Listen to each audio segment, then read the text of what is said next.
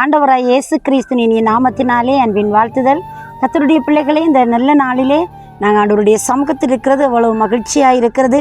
நல்ல ஒரு அழகான இயற்கையை நமக்கு ரசிக்கும்படியான ஒரு நல்ல இடத்திலிருந்து நாங்கள் கர்த்தருடைய நாமத்தை மகிமைப்படுத்தி கொண்டிருக்கிறோம். இந்த நாளிலும் தேவன் உங்களோடு நிச்சயமாய் பேசுவாராக. தேவனுடைய வார்த்தை வல்லமை உள்ளது, அது அதிகாரம் உடையது, தம்முடைய மக்களை ஆசீர்வதிக்கிறதா இருக்கிறது. இந்த நல்ல நாளிலே அன்பு பிள்ளைகளே, நாங்கள் தேவனுடைய வார்த்தையிலிருந்து ஒரு பகுதியை நாங்கள் தியானம் செய்யலாம்.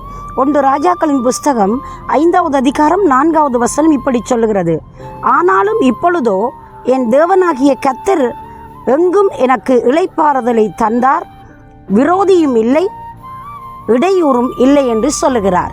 இந்த இடத்திலே சாலமோன் ராஜா இந்த பகுதியை குறித்து பேசுகிறதை நாங்கள் அவதானிக்கலாம். சாலமோன் ராஜா இங்கே ராஜாவாக அபிஷேகம் பண்ணப்பட்ட பின்னர் மிகுந்த ஒரு ஆசீர்வதிக்கப்பட்ட ஒரு மிகவும் மேன்மையான ஞானம் நிறைந்த ஆட்சியை செய்தார்.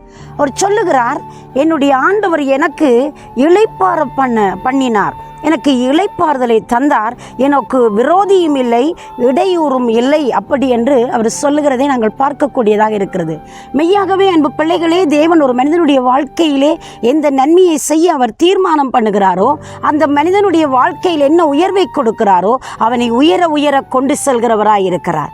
சாலமோன் ராஜா தேவனிடத்திலே கேட்டதான அந்த ஞானம் அவருடைய தனிப்பட்ட வாழ்வுக்கு மட்டுமன்றி முழு ஜனங்களுக்கு ஒரு ஆசீர்வதிக்கப்பட்டதாய், ஒரு நன்மைத்தனத்தை உண்டாக்குறதாய், அவருடைய வாழ்க்கைக்கு மிகுந்த ஒரு ஆசீர்வாதத்தை கொடுக்கிறதாய் இந்த பகுதியிலே நாங்கள் அவதானிக்கிறோம். அவர் சொல்லுகிறார், பாருங்க, எந்த ராஜாவுக்கும் ஒரு இடையூறும் தடையும் எதிர்ப்பும் எதிரிகளும் உருவாகிறது வழக்கம்.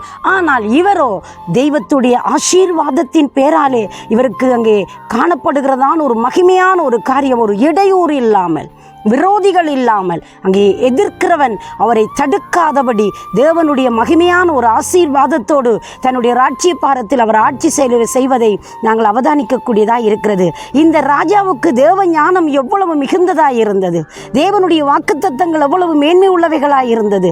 தேவன் அவருடைய வாழ்க்கையில் வைத்திருந்த சித்தத்துக்கு திட்டத்துக்கு நேராக அவரை நடத்தி கொண்டு போகிற வழிமுறைகளை அவதானிக்கிற பொழுது அவருடைய மகத்துவமான அந்த மகிமைகளை நாங்கள் அங்கே உணரக்கூடியதாக இருக்கிறது.